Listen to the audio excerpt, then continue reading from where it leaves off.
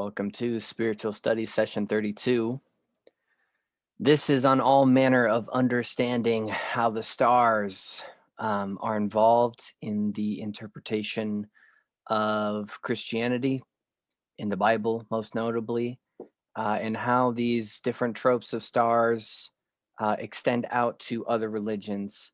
We will be looking at Draco, Saturn, the morning star, the Pleiades, just to name a few. Now, as a beginning, I want to make a distinction between the terms esoteric religion and exoteric religion. There is an intention behind this. The esoteric is the inner knowing, or what the stories really got going on, versus what people think is going on, or the more shallow literal interpretation of the exoteric, the outer circle. So the inner circle and the outer circle. And that's what we're really teasing at today. A lot of what we're talking about when it comes to an understanding of Christianity, that is, would be left to high theologians, early Christian mystics, and the sort. So, is it a coincidence as a beginning that there are 12 disciples and 12 zodiacal signs, and that each of these revolve around a sun? Is it a coincidence that there are 4 principal gospels in the 4 corners of the earth? This in Christianity being Matthew, Mark, Luke, and John. And that there are 4 navigational directions, or 4 fixed signs in the zodiac, or the directions that are called in pagan ceremonies. So in this way, we will begin with an understanding or an interpretation of Genesis and Jesus. So the beginning of the story begins as the year does, or the old year, with the fires of Aries, the disruptive fires of Aries, the spring coming forth out of death, out of winter, out of nothingness per se. Then we have Taurus, Gemini, Cancer, Leo, Virgo, and Libra. 7 signs away from this beginning, 7 days away from this beginning, the 7th day, the 7th sign. And this point, Libra, is opposite of Aries. So in this, it is both sharing equal days, equal nights, equilibrium, autumn. And on this 7th day, on this 7th sign, allegorically speaking, we see Genesis say, so God created man in his own image. In the image of God created he him. Male and female created he them. So this is the balance that's struck. Libra is the scales. Masculine, feminine, male, female.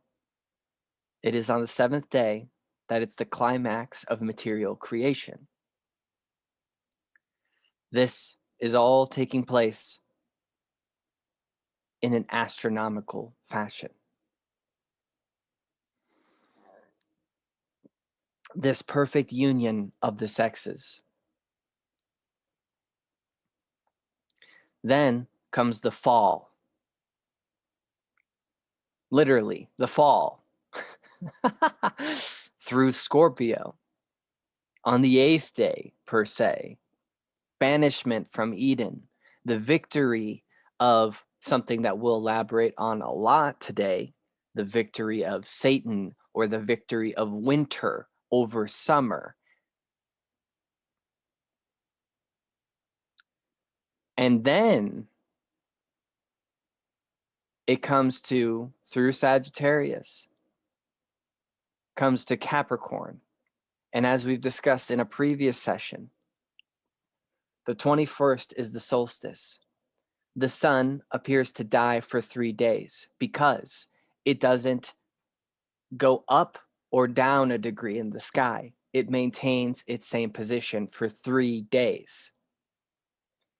And then on Christmas or Christmas Eve, depending, it rises for the first time after these 3 days of nothingness or of death per se.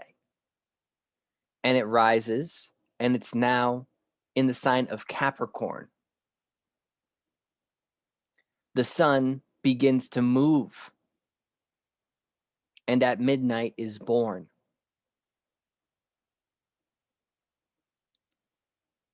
And as this is happening, you see that the celestial sign of Virgo is rising in the eastern skies. Hence, the sun is born of a virgin, of Virgo, in Bethlehem, in the house of bread, being a reference to Virgo. And then comes this escape. Like I said, we'll talk about this much more. But in the Bible, it's escaping the king that's trying to kill all children that resemble him or that could be him. Or in another tradition, it's Kronos or Saturn or Capricorn, trying to get away from Capricorn, the goat who kills the young babes. I hope this is very clear what kind of level we're talking on right now. When we next see the Son, the Savior, what have you, he is 30 years old or has transitioned 30 degrees in space. And this would be in Aquarius, after Capricorn. In Aquarius, he emerges, the Sun, pun intended. Now is the beginning of all of the truth or the dissemination, the miracles. The water of Aquarius represents truth or nourishment and is, strangely enough, a reference to the floods. Now, in order to get into this a bit deeper, that's a good setting context, but I have to bring up the precession of the equinoxes. So Aries is the constellation that resonates with Mars. So fiery, destructive, warrior elements. We're talking about a force here. So this is an age, more or less, it's 2,150 years. Now in the Bible, not counting Genesis and all the events of Genesis, we see aspects of the age of Taurus. The age of Aries is where the Old Testament truly takes place. And then we see the age of Pisces. Now, this Lord of the Old Testament, the God, the Lord of hosts, is in battle constantly. He is decimating cultures. He's demanding that his people decimate sacred groves, that they take over, that they destroy their foes. It's a very lamenting God. Jealousy, anger, vindictiveness, revenge. And then the Old Testament is over, and now we're in a new astrological age, which started at what we call year 0, the changing of the age. And then we're in Pisces, which is ruled by, you could say, Jupiter. Others could argue Venus. And now all of a sudden, this New Testament God is beneficent, loving, merciful, free love, all that. Everyone will be forgiven. Peace. So this is where there's a lot of wonder about Christianity. Why are these two gods, or one God, acting very different ways? And that the New Testament God would be hard off to be trusted based off of all that happened in the Old Testament. I mean, just look at Leviticus.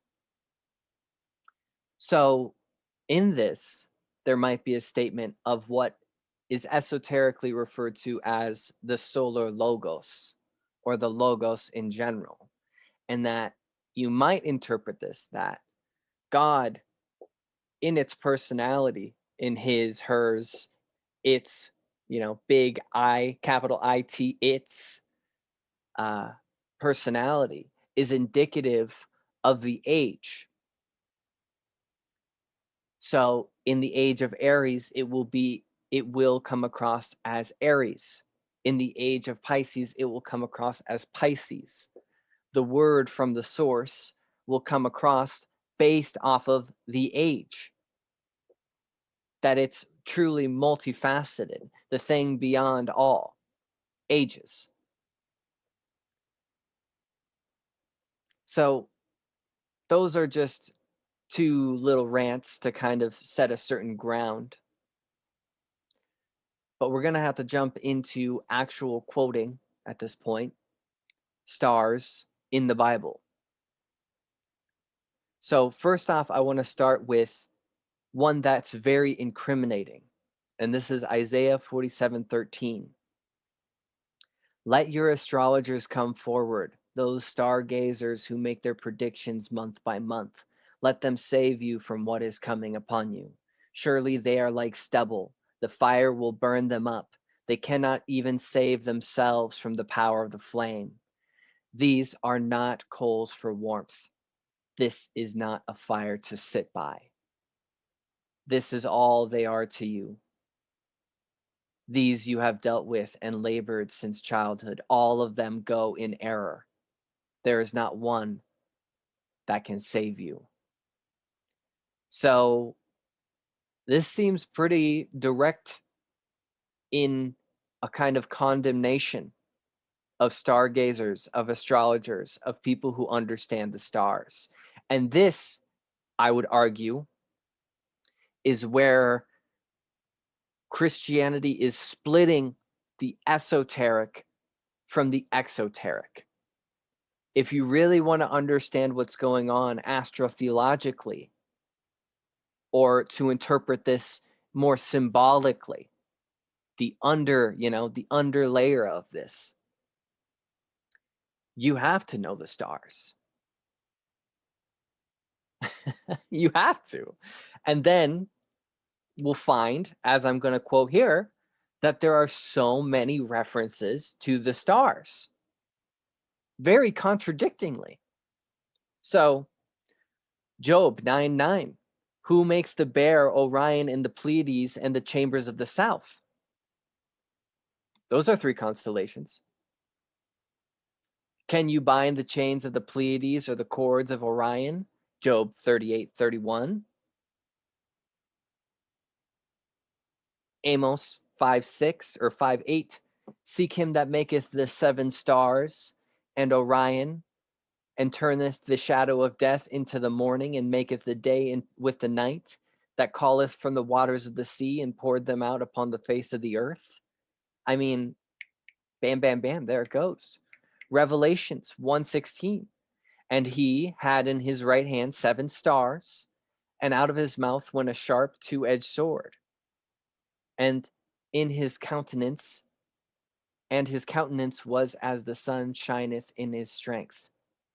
This is all hearkening to an astronomical observation. Revelations 1:20, the mystery of the 7 stars which thou sawest in my right hand, the 7 golden candlesticks. These are the 7 stars of the angels of the 7 churches, and the 7 candlesticks which thou sawest are the 7 churches. So what?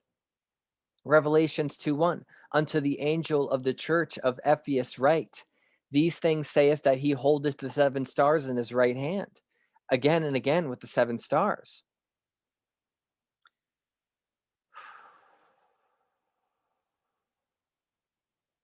Revelations 3:1. These things saith that he hath the seven spirits of God and the 7 stars. I know thy works, that thou hast name, that thou givest, and art dead. So this frequent reference, like throughout, of the 7 stars and the direct name drop of the Pleiades, at the very least, in Job, brings out an interesting fascination, right? What's up with the Pleiades? So although I can't stand to answer everything, I can elaborate much more on the Pleiades as it's understood around the world. So first we have to look at the name itself, Pleiades. And this is obviously Greek, you know, with argument, of course, etymologically speaking. It could go back further, yada, yada, yada. But the mother of the Pleiades is Pleione. She's an Oceanid nymph. And the name is argued in one argument to mean to increase in number.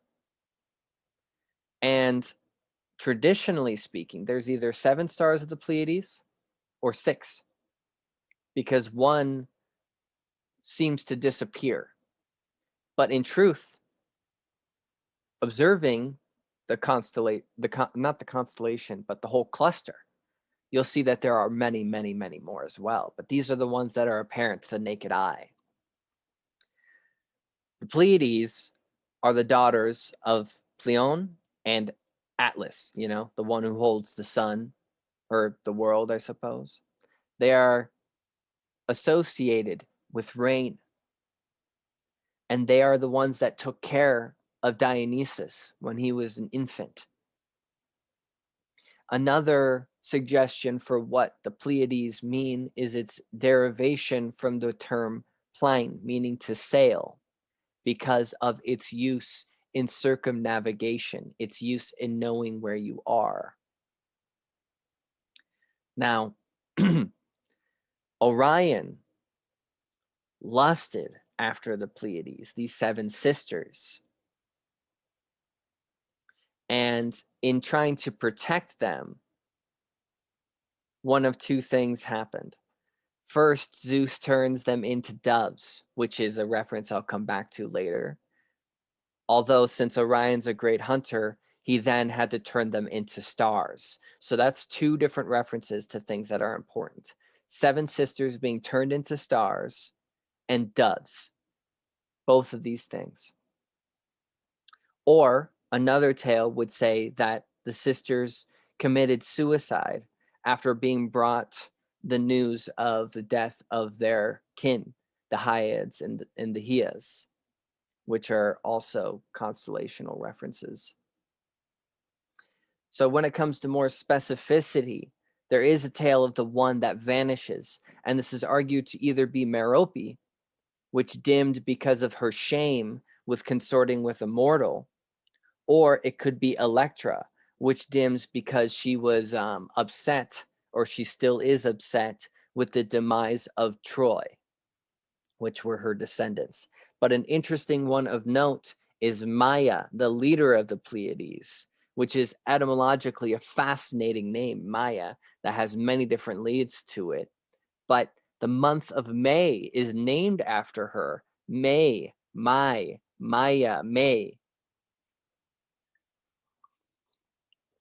And she is also mother of Hermes, or the mother of the god of wisdom, interestingly enough.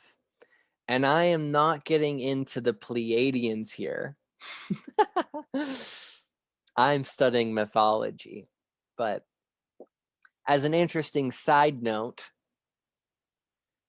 the Japanese called the 6 stars, because of the one that vanishes, remember, Mutsuboshi or Mutsuraboshi. And this name derives into the modern Japanese Subaru, which, yes, you're hearing that right, Subaru. And the logo represents the 6 different companies, or actually it was initially 5 different companies coming together to make this company, and thus the logo of the Pleiades or Subaru. Curious. Now, when we look at the Berbers in the northern Sahara Desert, they called the Pleiades the daughters of the night. So we're seeing some themes here. Take note. The Kiowa of North America had a legend of the 7 star girls, and that that this story has everything to do with the Devil's Tower, which you can find in the very upper corner of Wyoming. That the 7 girls were chased by a bear, also a reference to Ursa Major, also a reference to a constellation, and climbed up a low rock. And they begged for the rock to save them. So it grew taller and taller and pushed them into the skies. And the bear tried to chase them up it, and thus the grooves on the sides of the Devil's Tower. So not only is this story, giving meaning or context to the Devil's Tower, it's also giving context to the stars and the stories thereof. The Nez Perce, also natives, not too far over in Utah, or not Utah, well, maybe in partial Idaho. One sister falls in love with a man and he dies. And she feels grief, terrible grief over this. And her sisters mock her. They make fun of her. Why are you sad about someone who's dead? Why are you sad for someone who's dead? And in shame, she pulls the veil of the sky over her face so that others won't see her. And this is, explaining the disappearance of the 7th star. So right there, I've given you several instances across the world of a mutual allegory, a mutual mythos, a mutual tale of 7 sisters for whatever reason. Now, before I try to understand that more, there's also what I also mentioned, the doves, turning the Pleiades first into doves before stars. And the Aboriginals in Australia believe just that these are doves, that the Pleiades are doves. And we see this in Sicily as well. In the Bible, of course, doves are of a spiritual fascination. And thus why Pleiadians have this association, because of the handed down myth and what people have done with it. And the Greek word for Pleiades is very close, if not the same, as the word for a chicken coop. And in re-mentioning the Japanese, the Pleiades saw them as a hen and her chicks. So all these things of birds, of chicks, of doves, of sisters, we see this in the Samoans as well, the birds of paradise. I mean, come on, people. So what does this say? Right away, we're going to see more of this, but what does this say? It says one of two things. Either there is an originating mythology at the root of peoples from all around the world. We're talking Australia, America, Europe, Asia, all of it. So there's either one mythology, one central religion that everybody had, one belief in all of its intricacy that worked its way all the way throughout the world, which is a big implication, says a lot, or all of these people independently came to the same realizations, interpretations of a phenomena in the sky. Both of those things are confounding. And I'm not going to offer an answer there. I'm just observing. So the other big one that we need to talk about is Draco. And this survives in verbiage too, in the word draconian, It's also a reference to an Athenian lawmaker, Draco. But this is a cruel, rigorous, or severe, unusually severe decree or law. So whatever it is, it's not good news. Draconian is a very negative term. So in the ancient Roman legend, Draco was a dragon killed by the goddess Minerva. And once destroyed, its body was thrown. But when it was thrown, it was contorting and twisting upon itself. And it froze at the North Celestial Pole. Now, as I'll go into detail later, the head of Draco, the constellation, thousands and thousands and thousands of years ago, was our North Star. It changed, but we'll get into that. But that helps explain this myth. Draco is also aligned with or associated with the demon son of Gaia and Typhon. And the Sumerians, okay, right, way back, said that these stars represented the dragon Tiamat, which technically that would be more like the Babylonians, not the Sumerians. But hey, they all get thrown in the same pool. And that this would be something, I'm not going to get into that. Of course, the dragon's head, the head of Draco, is the thing of most superstition, the thing that is viewed as most conspicuous. The head of the serpent, the head of the dragon. So, as mentioned, as the world turns, whatever this Draco pole star was got dethroned. So, however you interpret that astronomical event, right? So, it was the guiding aspect, which changed, right? As a side note here, getting into heavy esotericism or the knowledge of the seven rays or the ageless wisdoms, that the universe acts as a corporate entity, 7 different solar systems coming together, notarized or named or coined as one about whom not be said. Curious.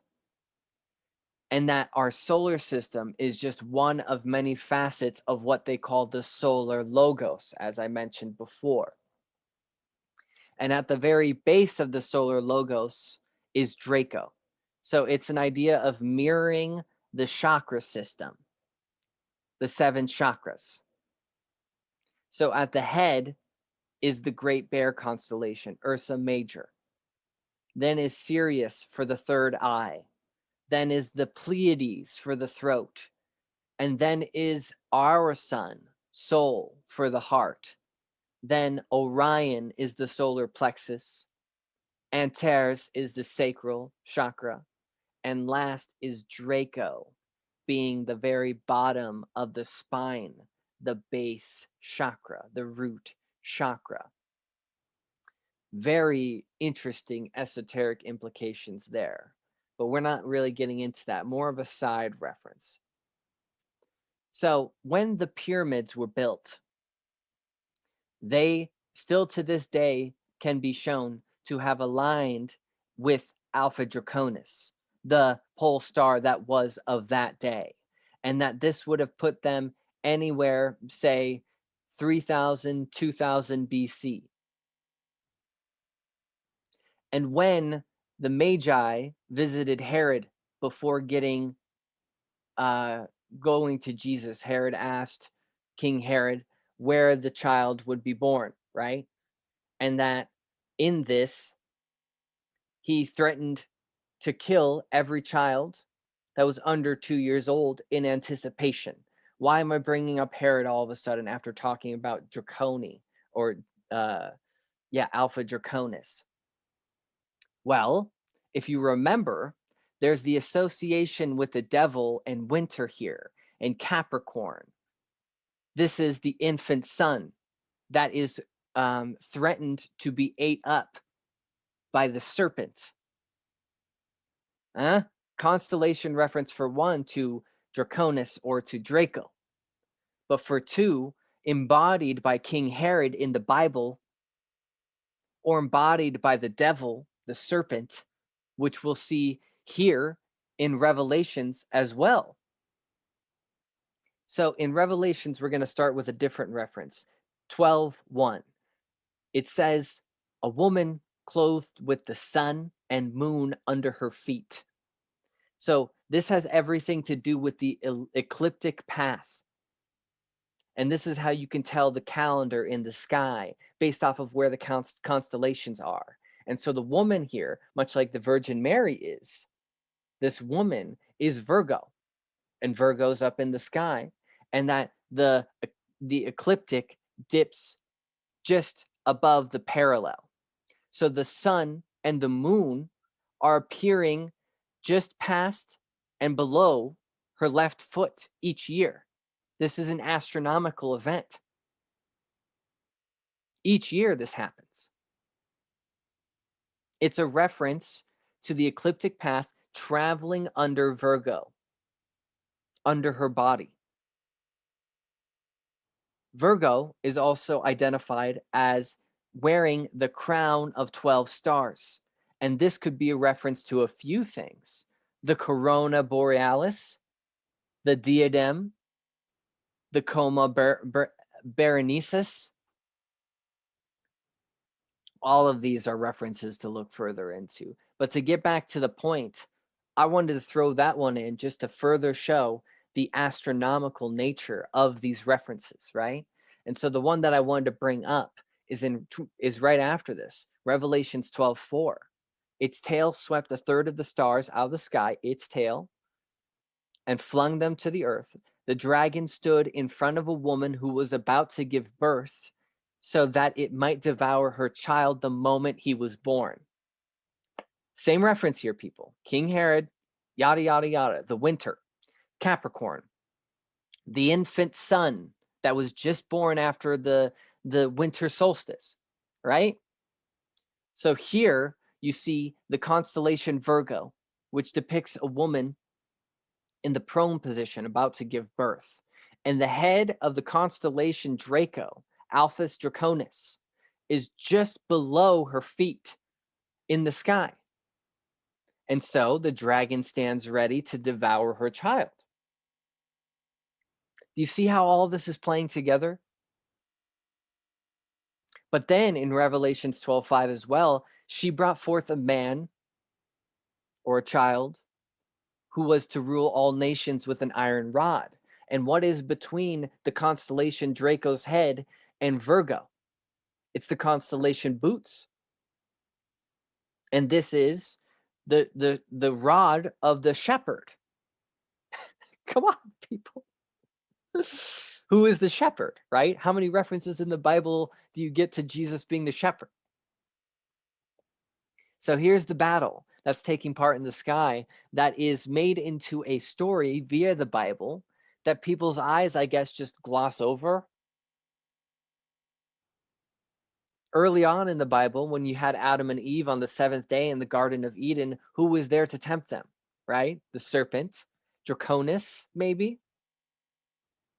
In all these other references of Revelations, you get all these weird things like this beast having the feet of a bear, the mouth of a lion. I mean, do I need to spell this out for you? Ursa Major, Leo.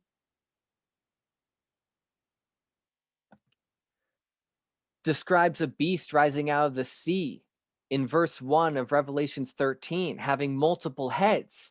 Is this Hydra? Is this Hydra? Just like you would see in the movie Hercules? The head of Hydra rises above the equator. Hence, the beast is rising out of the sea. It's a constellation, people. So, the defeat of the serpent Leviathan, Job 26:13, by his breath the heavens were cleared, his hand had pierced the fleeing serpent. Isaiah 27:1, in that day the Lord took up his great, sharp, mighty sword and bring judgment onto Leviathan, the fleeing serpent, Leviathan, the coiling serpent. Remember how it coiled up, and he'll slay the dragon of the sea. And again, the sea, as we've seen many times before, is a reference to the cosmic ocean, how the ancients looked at space as the cosmic ocean. So the act of defeating Leviathan, Tiamat, Lotan, whatever, in this way, astrotheologically speaking, is the change of Alphas Draconis no longer becoming the North Star, of the sky shifting, of the Earth now focusing on the new North Star. This would be a fundamental change of the astrological reality of the Earth. And so the serpent was dethroned or destroyed or defeated by the mighty sword. Huh? Okay, so moving on. Let's talk about Lucifer. Let's talk about the devil. Let's talk about Satan. Let's talk about all these different references, okay? So as many know, Lucifer, in its originating name, means the shining one, or the one who brings light, to confer, to transfer, lucy, lucid, light, luminance, the one who brings light, and is called the morning star, which is a few different references we'll get to. That this star, the morning star, as they thought it was a star, was the brightest object in the sky before the sun came. And when it was in the evening, the opposite was true, the brightest object in the sky after sunset. So when this star goes under the horizon, it was said to descend into the underworld. It fell from heaven. Huh? So here is the story. Literally, you could see it with your own eyes, the fall of Lucifer, the fall of whatever you want to call him. And that you see this in the Greek legend of Persephone going into the underworld, but returning every once in a while. You see this in Inanna, in Ishtar, in Sumerian, Babylonian, Mesopotamian myth. You see this in myths all around the world. This is not unique. And this is an astronomical event. Eventually, later on, after the fact, Satan was tied to Lucifer. After the fact. This can be viewed as a mistake. So let's spend a little time. I'm going to get back to that, but let's spend a little time looking at the morning and evening star, okay? So in some references in ancient societies, this is the planet Venus. In most of them, it is, and it appears in the east before sunrise. In other references, it would seem to be Sirius. In other references, it would seem to be Mercury. And in the religions around the world, you saw that this means Lucifer, but then also Jesus described himself as a bright morning star. Also, John the Baptist is referred to as a bright morning star in Eastern Orthodox. And also, Mary is called the morning star. So, what's going on? In Australia, you have a culture that the creator spirit is embodied by the morning star. As we saw before in Slavic mythology, one of the servants of Dazbog was one of the Zorya was a solar deity, and that it was embodied by the morning star. So you see this in paganism too. Of course you see it in paganism. Of course you do. That should be obvious. Oh, man. I mean, in Aztec mythology, they have a god of the morning star too. I'm not going to try to pronounce that one, though. I've made that mistake too many times in this course. And then back to Greek, you have Phosphorus. Yeah, you heard me right. Phosphorus, the morning star, the god of the morning star, embodied in all sorts of ways, of which I don't have time to go into. And then you have all these other associative deities as well. Literally Venus being the god of the Roman pantheon, literally Aphrodite of the Greek pantheon, Ashura of the Canaanites, Freya of the, well,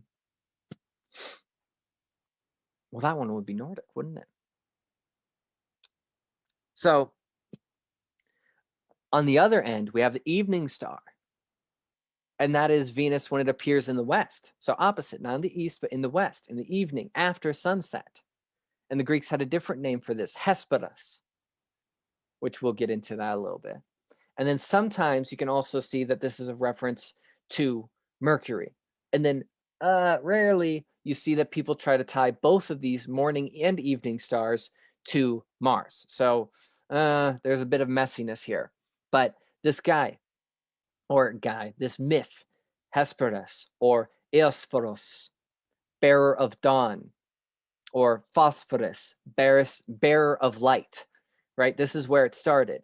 In mythologizing the morning star, the evening star, Phosphorus, it got translated into Latin via the Romans into Lucifer. So this is literally just translating myth from Greek to Roman myth, personification of the planet Venus. And so in this way, Hieosphoros and Lucifer are the same. Lucifer would just simply be vulgar Latin. And then interestingly enough, this is tied to in Isaiah and is referred to as the son of Shahar or dawn. And Shahar is a polytheistic deity of the Ugarit people from Syria. So you see all of this is tied together, taking it way across the world to the Pawnee people who inhabited Nebraska and Kansas, who are now inhabiting Oklahoma. They believe that the morning star and the evening star gave birth to the first Pawnee woman, that this is their creation story, that the morning star is male and the evening star is female. And when they got together, they created a girl, the first woman. And the first man was the offspring of the sun and the moon. So all these things tied together, right? First man from one source, different, first woman from a different source. Interesting. A good twist on creation stories. And they, as a people, had a very nuanced understanding of the stars, as did all the ancients, all of them. And why we have all these myths. They knew the movements of Venus, the movements of Mars, the movements of the evening stars, like when it would arise, when it would go, the constellations, and that they centered all aspects of daily life. When they would plant things, when they would harvest things, that was all based off of celestial observation. Farmer's Almanac, people. This is the old way. This is the time where we plant these things. This is the right time where we plant these things. Sophisticated, and then turned into myth, which got misunderstood and then turned into a very abstract religion that is now so far away from it that it's devoid of its initial meaning. Or interpretively, exoterically devoid of its internal meaning. So now let's talk about Satan as opposed to Lucifer. So this word Satan is Hebrew or Greek Satanas or Satanas, or the Hebrew Satan, adversary, one who plots against. So this is the opposition, the one who is opposing, the one who stands in the way, the adversary, thus the devil's advocate, literally the person that's standing contrary. And then, it gets tied in with diablos, or, again, Greek, meaning slanderer, or one who throws something into another person's path, which would later become the devil. So in both these cases, you're seeing a personality type, a role of an antagonist, an adversarial role, and that this is not the name of a particular character. This is a type of thing. You see, it's abstract. It was not initially a character, only later did, in the 6th century, long after, did storytellers start to embody this as a supernatural character. Because as you'll see later, the devil becomes a big deal because they need a devil. This is especially true for the Crusades, or most especially for the Inquisitions, for the witch burnings. Now, angels could be sent for the purpose of blocking human activity, that this was the work of God.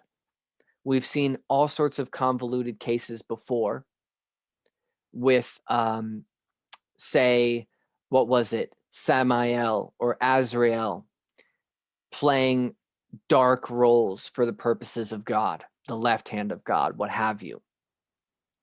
So the initial understanding, my point is, would have been very different than how it's come to be understood. And so this is where we can kind of start to tie in this other subject of Satan being associated or thrown into the same mythological bag as Saturn. And these two names are either coincidentally or non-coincidentally similar. Saturn, Satan, right? Make your arguments for either side. Other times, Satan is associated with Mars, so take your pick. And a lot of this has to do with what associative cultural dynamics are coming from other places. So, for instance, Set of the Egyptian mythology, and the Hebrew word for Set would have meant the revolter, the swerver, the one that pushes one off the path, the one that falls away. Is that not very similar to what we were seeing with the term Satan in its etymology? You also see that Set is related etymologically to Tan or Tanin, which means serpent, dragon, sea monster. Tanin was literally used in the Hebrew Bible. It's also likened to the word jackal, interestingly enough. And when the Greeks were looking at Egyptian, they associated Set with Typhon, with Saturn, also with Kronos, but we'll get to that in a bit. So to focus on Saturn a little bit here, why is this a subject? We have another word, Saturnine. There's a few definitions here, but steady in mood, cold, slow, gloomy, sardonic, skeptical, skeptically humorous, divisively mocking, disdainful. The ancients believed that Saturn was of these harder qualities, or darker negative qualities, because we had the heliocentric model. So the sun would have been on this side and Saturn would have been on the opposite side. So they viewed it as opposite polarities, you see. And so Saturn is the adversary to the sun. That since Saturn was way out there, away from the sun, they thought it was cold, dark, like the underworld during winter. Again, associations with winter there, and we've already seen where that's gone. And that we have shorter days and crops will die. So this is the underworld, or Saturn, or the adversary winning over the sun. Darker times, or a time of Satan, a time of the devil. So this time spent, this mythology is where the sun went into the underworld. And like I said, we saw that in several other myths, whether the sun was like, the different stories associated with the morning star in Venus, in Ishtar, in Inanna, in Persephone, whatever, or when the sun, the solar deity, goes into the underworld and resurrects. We see that in different mythological cases as well. But in this way, it's always that Saturn is winning, or Satan is winning, or the adversary is winning on this side of the astrological wheel. Whoa. So when these different mythologies got taken in, got utilized by Christianity, these stories turned into histories in exoteric misunderstanding or over literalization. And so now you have people believing in these literal things.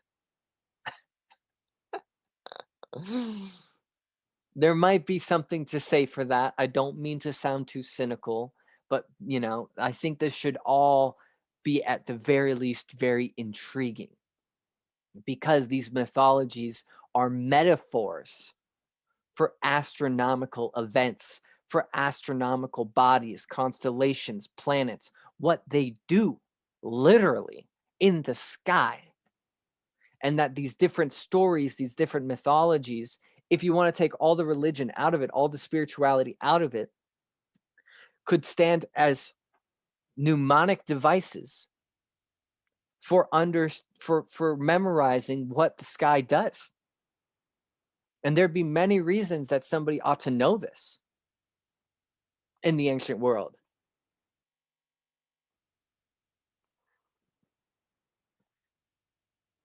This also would have served a purpose in getting the appropriated, the coerced, the co-opted pagans in during Christianization.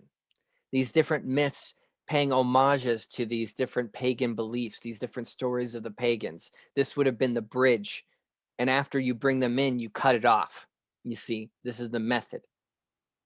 And in this appropriating of these different mythologies, and in Saturn, you also have this figure of Pan, a half human, half goat with horns, who plays the flute, or much later, the fiddle, right? And that the flute would represent the harmony of the spheres of Saturn, the rings. And so Pan would get co-opted, but also you can't forget the astrological sign of Capricorn, right? Because like we were saying before, Capricorn is that time where the adversary is winning, where the infant sun is being hidden. So Capricorn is the goat. And Pan, who represents Saturn, associated with this time as well, is the goat. So thus, the devil, Satan, is referred to as a goat. And in the same way, Pan, who existed in the previous world before Christianity, right, or before it's blooming across the world, represented man's lower nature. Does this not sound allegorical to you? You also have different references to satyrs being more of a folklore hybrid entity, which is a whole nother story, or the goat of Mendes, or of Baphomet, which that comes much later, and that's more of a matter of esotericism than any of this. But to show where this has gone different, you look over to Hinduism, and you look at their embodiment of Saturn, and this is Shani.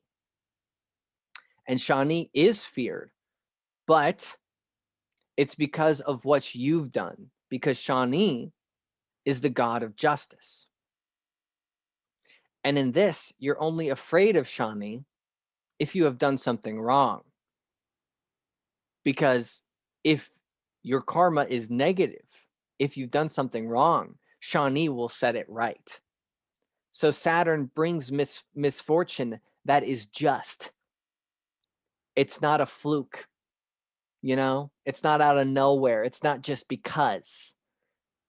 Shani is represented, or Saturn is subsequently represented in the Tetragrammaton in Kabbalah as Gabora, as the judge. So depending on all the things that you've thought, all the things that you've done, depending on your karma, Shani might punish you, but you're only afraid if you have something to be afraid of, you see. So it's the one that sets things right.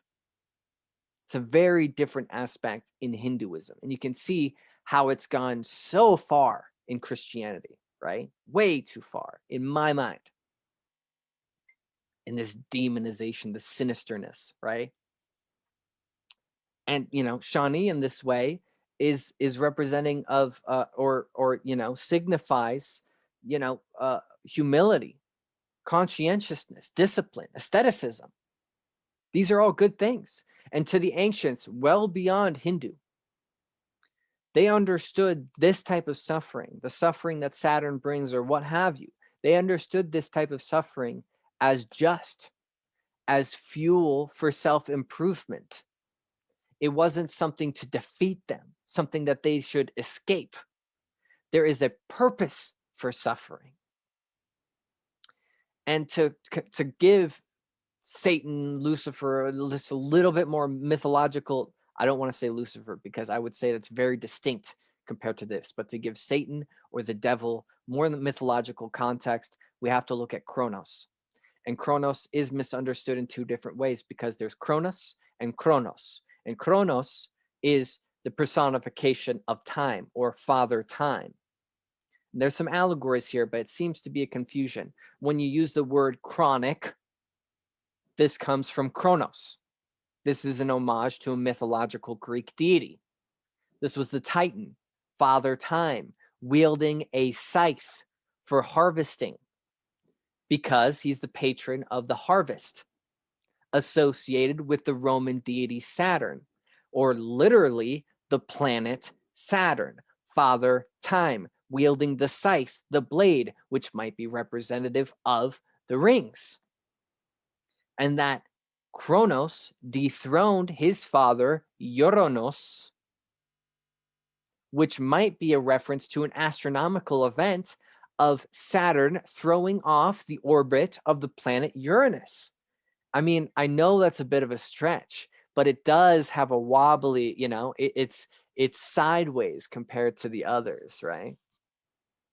Curious, just a little thing to throw out there.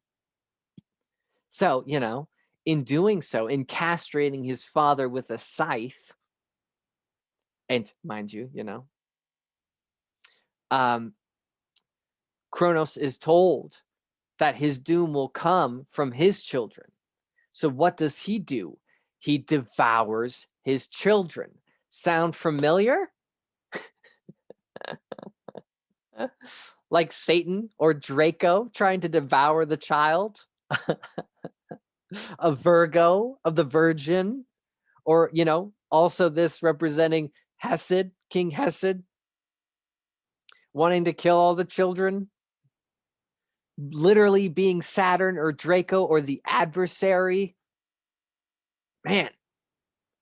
Because later on, right, Zeus would come, and who's the adversary there? Kronos is. Kronos is the adversary.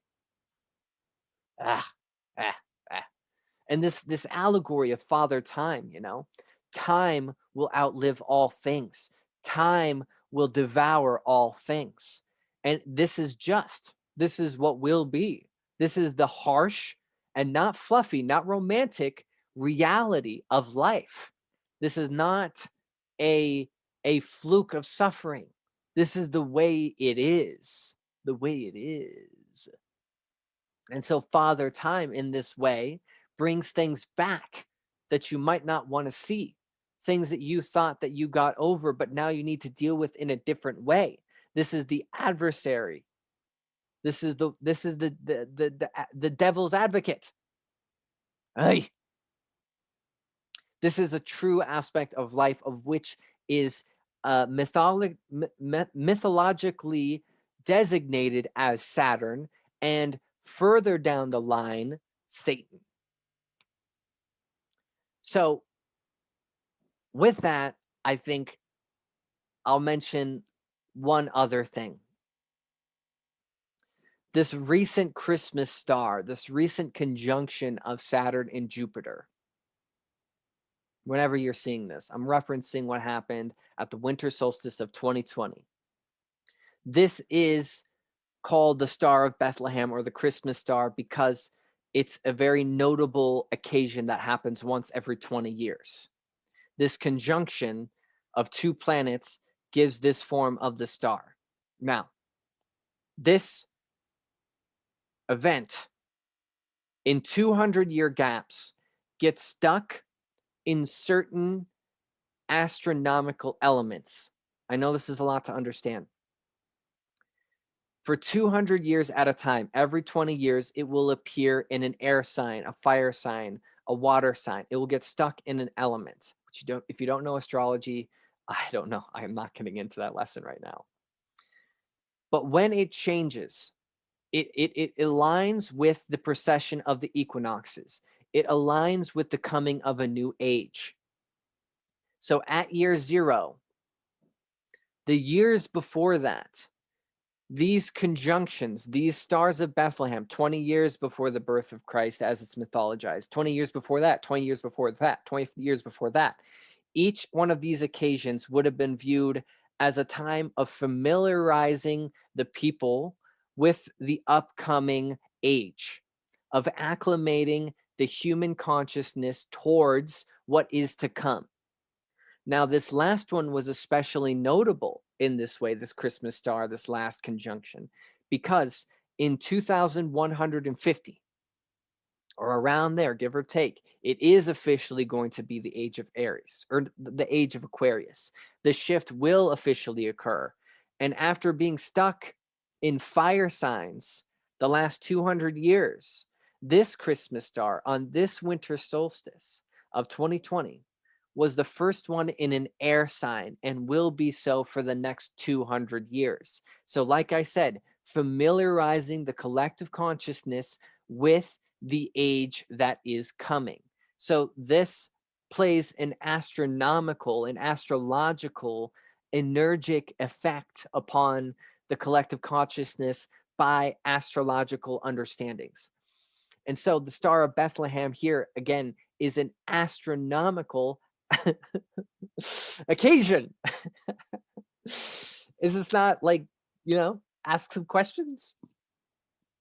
And this isn't even getting into the Star of David or the pentagram, right? Which, as a quick note, the Star of David is essentially has its roots in Hinduism, and it's a symbol of Brahman, the creator, Vishnu, the preserver, and Shiva, the destroyer. You have all different. It's kind of like the Trimurti. We are throwing in different aspects of divinity into one symbol, which I think there's more to look into there. It's also tied to the Seal of Solomon. That's a whole nother thing. A lot of people have thrown so many associations in on the Star of David. So that would take more time than what I'm going to give it now. But the pentagram, as a quick last note, as a star, right? Another star that's utilized inside and outside, antagonistically to Christianity, somehow associated with the devil for whatever reason, right? Is a representation that goes way back to the pagan, way back, and the 5 different sides to it is an embodiment of the 5th element, the quintessence. The 4 is earth, air, water, and fire, the 4 elements, and the 5th is spirit, or the ether, the prima materia, the philosopher's stone, what have you. This is the concrescence, the summit, the inclusion of all aspects of manifestation in on one another, all elements of the world, including spirit, and the connection between spirit and the material world. So this gets really heady, dives into the esoteric, is rooted in the pagan, probably the reason that it got used to be associated with the devil, as it's been abstractly created through misunderstandings of mythologies passed through time. All right, I'm going to stop.